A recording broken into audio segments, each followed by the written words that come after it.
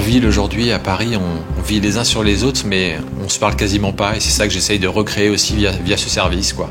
Je m'appelle Elian Alluin et j'ai créé Cycloplombier. C'est une société dépannage avec la particularité d'un déplacement en vélo cargo dans Paris.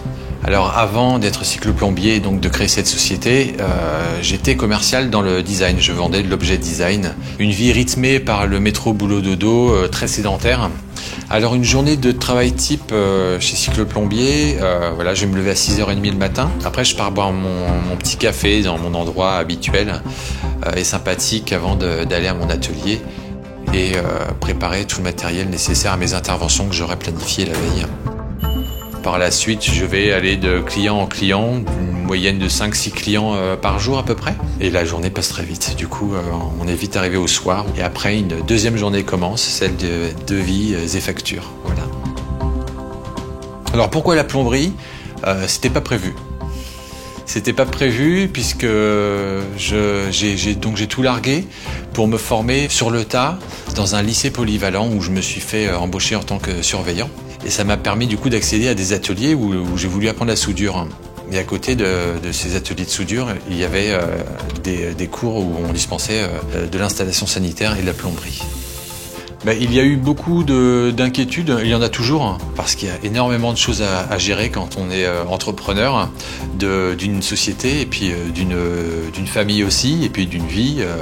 Ça m'arrive d'être inquiet justement sur le fait de me dire que s'il m'arrive quelque chose, comment je fais ? Puisque ça veut dire que l'activité s'arrête. J'ai pris quelques dispositions au niveau des assurances, au niveau des prévoyances, mais c'est jamais conséquent. Je me pose peu la question, j'avance et c'est tout en fait.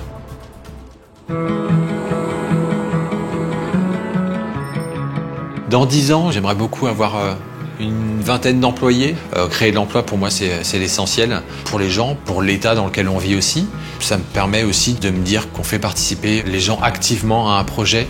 C'est pas uniquement justement un emploi, c'est vraiment investir les gens et leurs compétences et leur caractère dans un emploi justement durable. Je pense que faut avoir le mojo tous les matins. Je me dis ça tous les matins.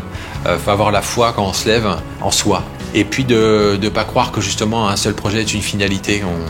Je crois que dans une vie, on peut en avoir des dizaines. Donc quand on est un seul métier aujourd'hui, ce serait dommage. En plus, il y a tellement de richesses dans tellement de métiers que ce serait dommage de ne pas en profiter.